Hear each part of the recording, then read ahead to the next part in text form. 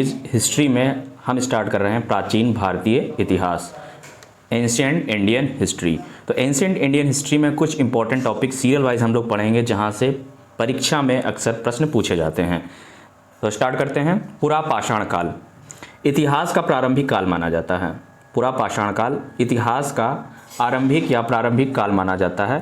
पत्थर के औजार बनाए गए, ठीक है। और इस काल से संबंधित एक स्थान के बारे में हम लोग पढ़ेंगे जो है भीमबेटका, जो कि कहाँ पे है? राजस्थान में है। जो कि रायसेन एमपी में है, मध्य प्रदेश में। भीमबेटका कहाँ है? पूछा भी गया। भीमबेटका कहाँ है? एमपी के रायसेन जिले में है, यानी मध्य प्रदेश के रायसेन जिले में। विंध्य रेंज की तलहटी में स्थित है। ये कहाँ पर है? विंध्य रेंज, विंध्य पर्वत की जो रेंज है उसकी तलहटी में ये भीमबेटका स्थित है। यह पूर्व ऐतिहासिक गुफा चित्रों के साथ तथा भित्ति चित्रों का बेहतरीन उदाहरण है। गुफा शैल चित्र के लिए प्रसिद्ध है। अब यहाँ पे सिंधु घाटी सभ्यता जो कि मोस्ट इंपॉर्टेंट है, यहाँ से अक्सर प्रतियोगी परीक्षा में क्वेश्चन बनता है। तो सिंधु घाटी सभ्यता के वही सारे हम यहाँ पे तथ्य देखेंगे जो कि जहाँ से प्रश्न बने हैं।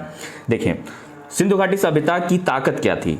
अर्थव्यवस्था की ताकत, मतलब उसकी अर्थव्यवस्था की ताकत थी व्यापार, यानी व्यापार वहाँ पे जो होता था कैसे होता? सामानों का लेन देन करके, ठीक है। तो अर्थव्यवस्था की ताकत व्यापार था।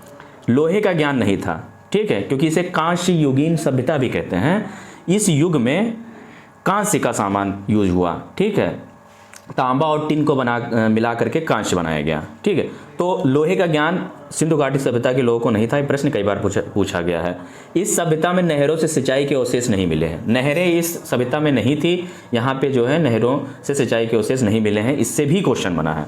हड़प्पा सभ्यता के लोग शहरी थे, ठीक है। उनका नगर नियोजन जो था वो एकदम शहरी जैसा था, ठीक है। अपने नगर नियोजन के लिए ही ये प्रसिद्ध थे।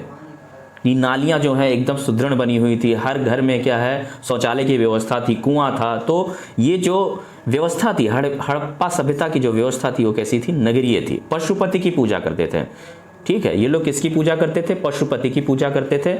यहाँ पे सारे तथ्य वही पूछे गए हैं जो किसी न किसी परीक्षा में ये आए हुए हैं। तो इसको आपको सारा याद करना है वनडे एग्जाम्स के लिए। देवी माता की पूजा भी सिंधु सभ्यता से संबंधित था।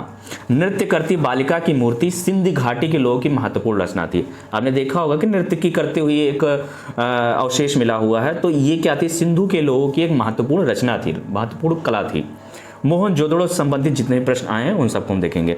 ये सिंधु नदी के किनारे स्थित था। मोहनजोदड़ो कहाँ था? सिंधु नदी के किनारे स्थित था। सिंधु का मरुस्थल, हम मोहनजोदड़ो को क्या बोलते हैं? सिंधु का मरुस्थल कहा जाता है। स्थानीय नाम क्या है? मृतकों का टीला। कई बार क्वेश्चन बना है, मृतकों का टीला किसे कहा जाता है? मोहनजोदड़ो को। सबसे बड़ा भवन कौन था? अन्नागार, जिसको हम ग्रेट ग्रैंडी भी बोलते हैं। कहाँ पर है? मोहनजोदड़ो में। कई बार क्वेश्चन बना कि अन्नागार, सबसे बड़ा भवन अन्नागार, ये कहाँ पर है? मोहनजोदड़ो में पाया गया। हड़प्पा कहाँ है? रावी नदी के किनारे। हड़प्पा रावी नदी के किनारे मिला हुआ है। और ये स्टैच्यू ऑफ प्रीस्ट, पुजारी की मूर्ति भी यहीं से प्राप्त हुई है। ये भी क्वेश्चन आया है। गुजरात में कौन कौन से हैं? लोथल, सुरकोतड़ा और धोलावीरा। सुरकोतड़ा, धोलावीरा, लोथल, ये तीनों क्षेत्र कहाँ पे हैं? गुजरात में स्थित हैं। लोथल क्या है? बंदरगाह के लिए प्रसिद्ध था। और लोथल में क्या है? चावल के साक्ष्य मिले हैं, ठीक है। ये क्वेश्चन बना हुआ है। भोगवा नदी साबरमती की सहायक नदी है, उसके किनारे ये स्थित है। तो लोथल कहाँ स्थित है? भोगवा नदी बंदरगाह के लिए प्रसिद्ध है। भोगवा नदी जो कि साबरमती की सहायक नदी, उसके किनारे स्थित है। युगल समाधान मिला है, मतलब एक साथ दफनाए गए समाधान कहाँ से मिले हैं? लोथल से मिले हैं। और फारस की मोहरें लोथल से मिली हुई हैं। ये 3 पॉइंट, चावल के अवशेष, युगल समाधान, फारस की मोहरें लोथल से, रट लीजिए। कालीबंगा, मिट्टी के पात्र कहाँ से मिले हैं? कालीबंगा। कच्ची ईंटों का प्रयोग भवन निर्माण में यहाँ से किया गया। काले रंग की चूड़ियाँ यहाँ से मिली हुई, मोस्ट इंपॉर्टेंट है। कालीबंगा से याद रख सकते हैं, काले रंग की चूड़ियाँ।